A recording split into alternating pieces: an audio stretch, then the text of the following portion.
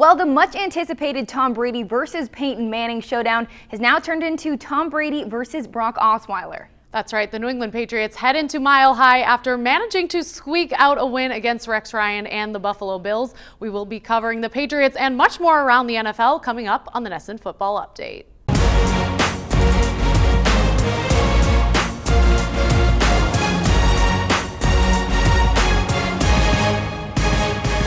Hello and welcome to the NESN Football Update. My name is Ashley Allen alongside Michaela Vernava. And Michaela, we've known now since Monday that Brock Osweiler will replace Peyton Manning in Sunday's game, which means we won't have the Brady-Manning matchup we've all been looking forward to. Right, Ashley, but I don't think the Patriots are underestimating the Broncos by any means. If anything, it might be a little bit more of a challenge given the way Peyton was playing this season.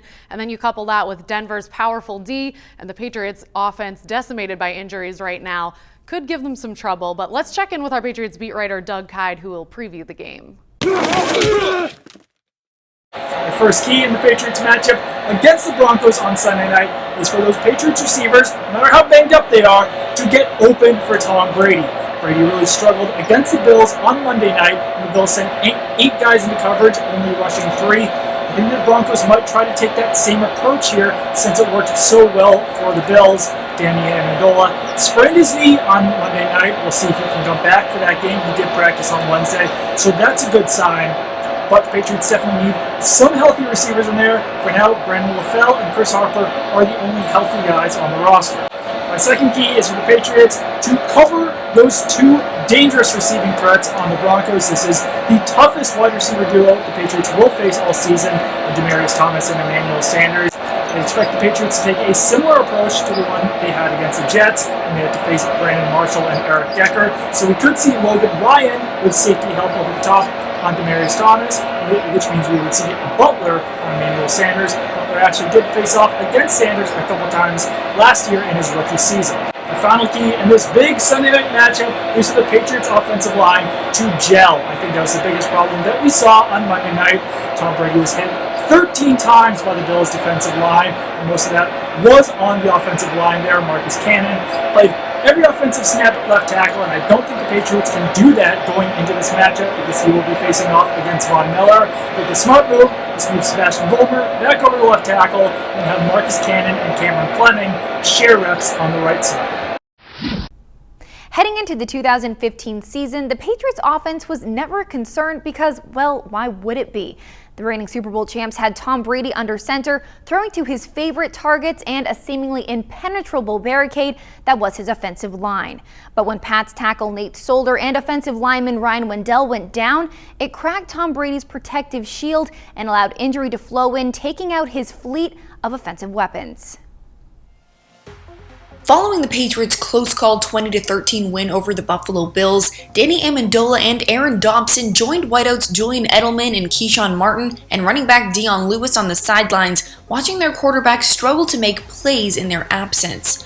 Brady, who was hit 10 times Monday night, completed just 51.3% of his passes and threw for 277 yards. Not horrible, but it was his second lowest total in 2015. The Pats somehow managed to make it out alive on Monday, but the big question heading into Week 12 is, can the thinning offense keep it up when they face their toughest remaining test Sunday night against the Broncos? If you ask Tom Brady, the answer to the question is yes, so long as his teammates believe in whoever gets thrown in from the bench. After the Bills game, he told reporters, quote, "We'll just keep fighting and figuring out a way to win." He added, quote, "I think just whoever's in there, we've got to have confidence in what they're doing." Now, if you're the type to see the glass half full, one positive spin you could put on the Patriots having so many injured players is that they have the depth to deal with it. Example A, running back James White. White stepped up big time on Monday and proved he can be relied on by collecting 46 total yards and 2 touchdowns on just 4 touches. In addition to their depth, the Patriots have, surprise, a pretty killer defense. The young secondary has come together, and without the Pats D stopping the ball on Monday, there's no way New England would still be undefeated. And the last reason the Pats still have a chance at a championship season, even if they continue to lose players to injury, is because they have Tom Brady and Bill Belichick steering the ship. As long as Belichick is making the game plan and Brady is at the line of scrimmage, the Patriots will always have a chance to win. All right, it's time for some Week 12 power rankings with the one and only Mike Cole. So, Mike, after Week 11, who is rising in the ranks? Right now, it's Kansas City Chiefs. I think that, you look at the standings, the Chiefs somehow have made their way up to they're in a four-way tie for that second AFC wild card. They had a brutal stretch at the start of the season, ended up in a 5-game losing streak. Now they're on a 4-game winning streak. Big reason for that, they haven't turned the ball over since October 18th. Since then, they've been plus 12 in terms of turnover ratio.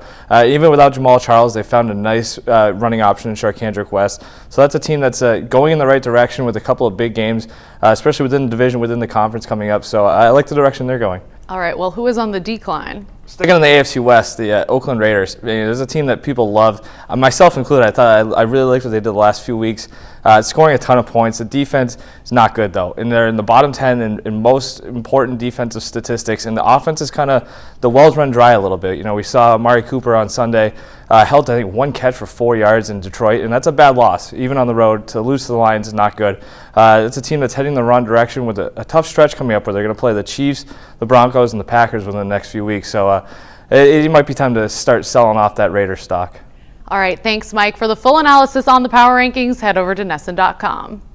All right, we are here now with NESN.com's Nick Goss for his Week 12 fantasy mailbag. So, Nick, first up, we have Mac from Twitter, who's wondering which D he should start this week, Kansas City versus Buffalo or Pittsburgh versus Seattle. I would definitely go with the Chiefs on this one. They haven't given up more than 20 points in a game in 6 straight weeks. They've only averaged 8.6 points against in the last 3 games, and then their 4-game win streak right now, they've intercepted 10 passes with 2 fumble recoveries, so I think they're the clear choice in this one. All right, so next up we have Matthew on Facebook, and he wants to know whether he should start James White this week or not. Even though he had a really good game in Monday's win against the Buffalo Bills, I would not start him this week, primarily because the Denver Broncos is such a tough matchup for any running back. They're ranked number 7 against the run, number 1 against the pass, and for me, White's a little too touchdown dependent. He's not a type of guy who's going to rack up a ton of yards on the ground or through the air, so if he's not getting touchdowns, I don't think he's going to be too relevant for you in fantasy. Also, if you're not in a PPR league, that's not good either because his best asset is coming out of the backfield and being a receiver for Tom Brady. So overall, I would not start him this week. All right, always great advice. Thanks, Nick.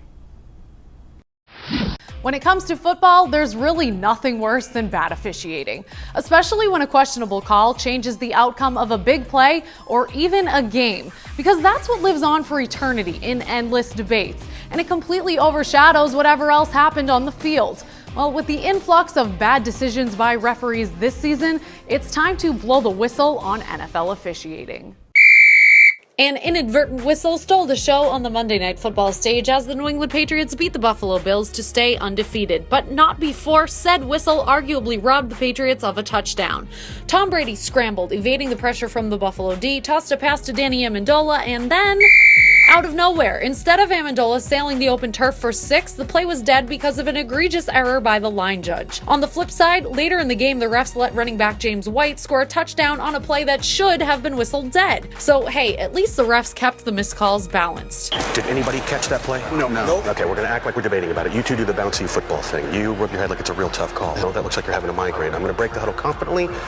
Week 11 may have been the climax of inexcusable officiating miscues, but it certainly wasn't the first. In early October, the Seattle Seahawks clinched a 13-10 win over the Detroit Lions by virtue of a non-call on an illegal bat. In Week 5, the Pittsburgh Steelers luckily managed to pull off a win despite mysteriously losing 18 seconds off the game clock at the start of their final drive. Also in the Pats-Bills game, officials let the time drain off the clock, declaring Sammy Watkins, who went untouched out of bounds after a catch, gave himself up voluntarily in the field of play. Okay. A similar situation went down in the Panthers-Colts game when Griff Whalen was tackled inbounds and the ref did stop the clock when it should have kept running. And let's not even get started on the inconsistencies in determining what is a catch. Of course, there is the human element that exists in officiating, and not every call is going to be perfect. But perhaps part of the problem is the fact that the multi-billion-dollar business that is the NFL doesn't employ referees full-time. Well, maybe they should, in order to cut down on the number of instances officials are left looking about as competent as these guys.